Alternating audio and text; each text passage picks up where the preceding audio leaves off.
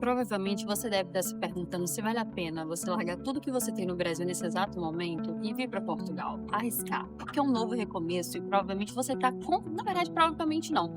Com certeza você está cheio de ansiedade, de medo, de dúvidas. Só que uma questão que eu sempre falo, se você não vem por você, venha pelo menos pelo seu filho. E no vídeo de hoje é sobre isso que vamos falar. Vamos falar sobre como é a educação em Portugal. Se você não me conhece, eu sou a Mila Britotti Aqui no distrito de Lisboa possui um pouco mais. e agora vamos para Vila Nova de Famalicão. Várias dicas de como você conseguir também. Então vamos comigo.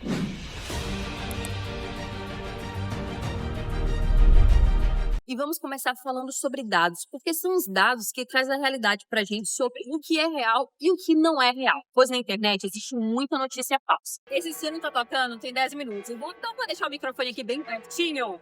E a gente vai continuar o vídeo, porque o som também tá indo embora, pra gente falar sobre educação. Espero que vocês estejam me ouvindo com bastante qualidade. Segundo o ranking mundial de qualidade de educação, Portugal, por exemplo, ocupa a posição 22, a 22ª posição. Só que quando essa análise é referente a ensino superior, Portugal fica ainda mais na frente, ocupando a 18ª posição de melhor qualidade de ensino. E é muito capaz que em 2024 Portugal suba ainda mais algumas posições, pois está ocorrendo nesse exato momento remanejamento de certas matérias nas escolas públicas aqui no país. Como, por exemplo, eu vou deixar um vídeo no próximo stories, mas eles estão tentando implementar, inclusive agora, quando você está assistindo esse vídeo, já tem 7 escolas que estão implementando nesse exato momento aulas referentes a finanças, onde os alunos vão aprender a fazer seus impostos de renda e também vão ter uma noção de controle financeiro. Não é apenas de palavras que vive a aula de literacias e dados.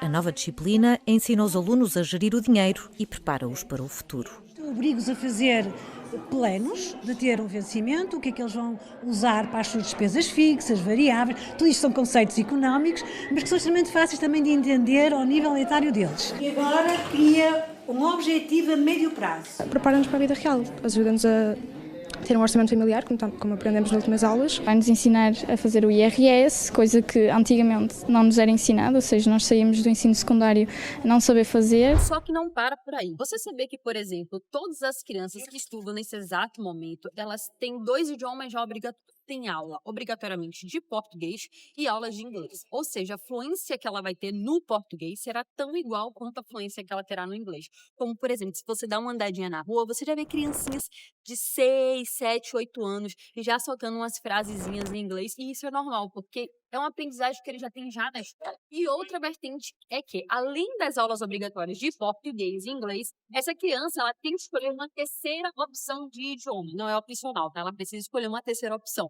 O que é opcional é as escolhas que ela tem, onde ela pode escolher entre alemão, francês, espanhol, enfim. Que, inclusive, eu acho que é um dado bem interessante, que a maioria dos jovens, na verdade, o percentual bem forte, mais de 80% dos jovens daqui de Portugal que tem 40 anos ou menos são fluentes em inglês. Você sabia dessa? Só que eu sei que também tem muitas mamães, muitos papais que se preocupam referente ao trabalho. Se eu vou trabalhar, eu preciso colocar o meu filho em algum local, em alguma creche. Só que a gente tem aquela ideologia de creche ou de escola que a gente tem no Brasil. Como é que funcionam os nossos horários escolares? Ou a gente estuda ali de 8 até meio-dia, ou de 1 hora até 5 da tarde. Então, quando a gente migra, a gente sabe que não vai ter rede de apoio, a gente fica pensando como essas questões dos nossos filhos. E causam realmente muitos medos, muitas aflições. Só que tem outra vertente. Por exemplo, se seu filho já está aí no primeiro ano, no segundo ano, já passou da alfabetização, você tem muito mais facilidade de colocar ele em uma modalidade de ensino que aqui no país chamamos de ATL. O ATL, mesmo ensino público, você paga uma porcentagemzinha, não é gratuito, só com uma porcentagem mínima. Se não me falha a memória, é 20 euros mensais, alguma coisa assim. E nessa modalidade ATL, o seu filho fica de segunda a sexta o dia inteiro na escola, o que facilita bastante para mamães e papais que precisam trabalhar. Eu acho que quase todo imigrante, né? Os horários variam bastante do ATL porque depende da aula que tem no dia. Mas, basicamente, a criança fica entre 8 da manhã na escola até as 6, 6 e meia da tarde.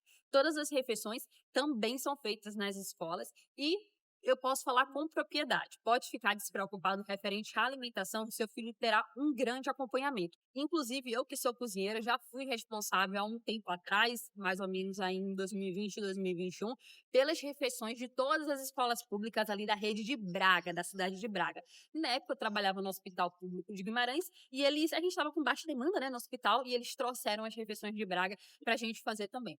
E eu, como cozinheira, na época eu estava como cozinheira-chefe, eu tinha uma nutricionista que ficava no pé o tempo inteiro. Por quê? Quando é para a escola, não pode ir fritura, não pode ir proteína em média sem óleo, não pode ir batata frita, não pode ir hambúrguer frito, se for hambúrguer tem que ser cozido. Então tem todo um acompanhamento nutricional, onde o cozinheiro é obrigado a cumprir e não é o cozinheiro que escolhe o que ele vai cozinhar, não, tá?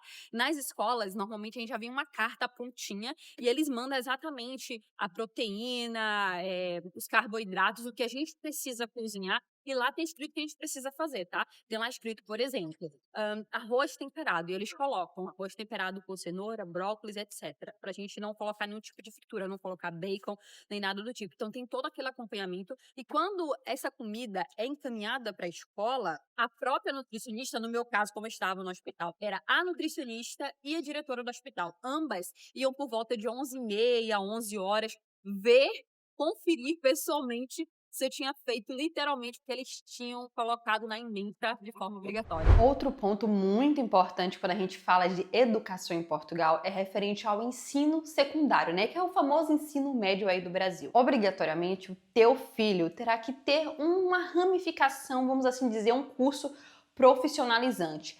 Para você concluir o ensino médio aqui no país, você precisa escolher um desses cursos extras, né, profissionalizantes, para se formar. Se você não escolher, simplesmente o seu filho não conclui o ensino médio. Porque isso é muito bom, porque ele já sai da formação escolar clássica diretamente como uma profissão. E ele pode escolher, vou traduzir para o brasileiro. Ele pode, por exemplo, fazer um ensino médio normal com as aulas de português, história, inglês, francês, com as aulas clássicas, só que ele tem que escolher uma matéria extra que é de formação.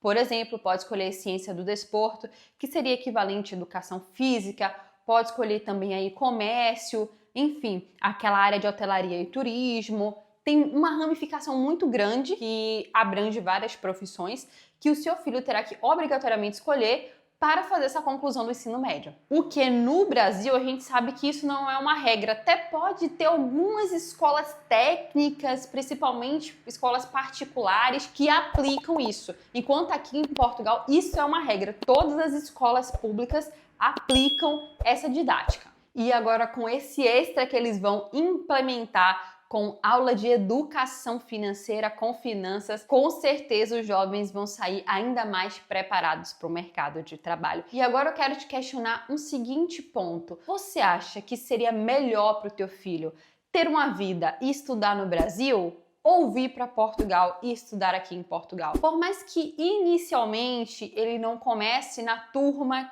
que ele seguia no Brasil, porque existem duas hipóteses, tá? Ou a criança faz um teste de nivelamento assim que chega aqui em Portugal e ele acaba descendo um ano, tá? Ou ele acaba subindo, depende. Eu vou deixar aqui um exemplo, o depoimento no próximos stories, que foi um vídeo que eu postei domingo passado, de uma seguidora que inclusive fez os meus cabelos, tá vendo esse cabelo aqui que você tá vendo, que foi feito, lindona? Foi pela Kate e ela falou sobre a filha dela que chegou em fevereiro. O ano letivo aqui, guarda essa data, começa em setembro. Então a filha dela de 12 anos chegou em fevereiro. No Brasil, ela ia começar o 5º ano. Só que na altura que ela chegou, não tinha mais vaga para o 5º ano. Ela teria que esperar até setembro para começar a estudar. Então o que aconteceu? Fez um teste de nivelamento, ela acabou se enquadrando e foi encaixada ali mesmo no mês de fevereiro para começar o 6º ano, ou seja, ela pulou o ano, foi pra frente. Mas ela tinha acabado de fazer o 5º e como a gente chegou em fevereiro, né, no Brasil ainda tá começando as aulas em fevereiro. Ela tinha acabado de fazer o 5º e não tinha feito nada do 6º, enquanto aqui já tava no final do 6º praticamente. E a escola falou, olha, a gente coloca ela no 6º, a gente só tem vaga pro 6º. Só que, claro, cada pessoa é uma pessoa, cada aluno é um aluno, cada um tem um discernimento de educação completamente diferente, cada estado tem um nível de educação diferente, infelizmente a gente sabe disso. Por exemplo, tem escolas no Brasil que são escolas públicas vizinhas e o nível de ensino é completamente diferente, tá? Eu sei muito disso, eu estudei numa escola que se chamava Teixeira de Freitas, Mário Augusto Teixeira de Freitas, que era uma escola pública, mas você só entrava através de sorteios ou testes, e do lado tinha uma escola que nem existe mais, hoje está fechado, que é a Escola Estadual da Bahia, que era o famoso Central. Eram escolas quase vizinhas da outra, era uma na rua de frente e outra na rua de trás. E o nível de educação era exacerbado de diferença. O Teixeira era muito melhor do que o Central. E eu posso afirmar isso além das bocas falarem lá na Bahia, que todo mundo sabia disso.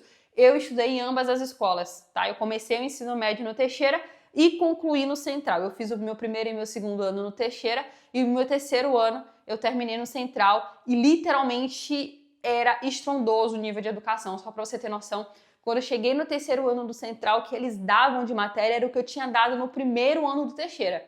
Ao meu ver, era muito fácil passar aquele terceiro ano porque eram coisas que eu já tinha dado no passado. Então a gente sabe que mesmo a gente estando na mesma cidade, existem escolas públicas com nível de ensino completamente diferente. Então quando você chegar em Portugal, também tem muita chance disso acontecer. Ou seu filho retroceder um ano, ou seu filho avançar um ano. Depende aí do grau de escolaridade dele e também do resultado do teste de nivelamento. Mas não deixa de comentar aqui que eu quero saber a sua opinião sobre a educação de ambos os países. Aproveita e clica no like, que eu sei que você gostou pra caramba desse vídeo, né? É uma música que tem assim, não custa nada e dura 2 segundos. Deixar seu like, deixar seu like. E se você está se preparando para imigrar, eu vou deixar também um link aqui em cima, que vai aparecer nesse exato momento. Mas se você estiver vendo de televisão ou de celular, provavelmente não vai aparecer esse link. Mas eu vou deixar na descrição desse vídeo também, que é o meu e-book. O que é um e-book? É um livro online onde você pode estudar e se preparar para vir para Portugal 100% com imigração de sucesso. Lá nesse meu manual, te ensina literalmente como é Portugal na prática. Porque na teoria é tudo muito lindo, né, meu amor? Mas a gente sabe que na prática a situação é outra completamente diferente. E lá eu te preparo sobre todas as dificuldades e empecilhos que talvez você possa encontrar no meio do caminho. Falo sobre aluguel, tipos de vistos, ensina como fazer o visto de procura de trabalho, passagem barata, hospedagem via hotel. Se você precisar, não quer hospedagem via hotel, não tem problema. Hospedagem fixa ali de 1 ano, como você conseguir aluguel mais em conta.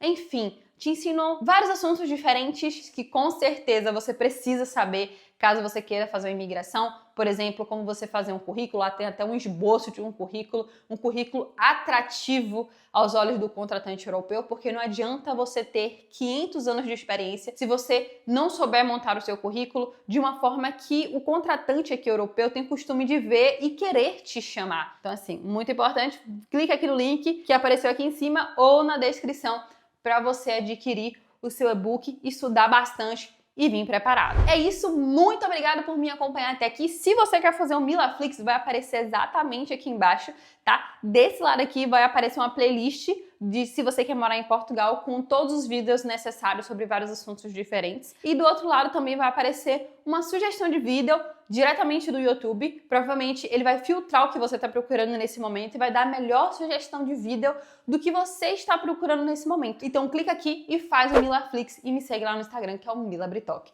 Muito obrigada por me acompanhar e até o próximo vídeo.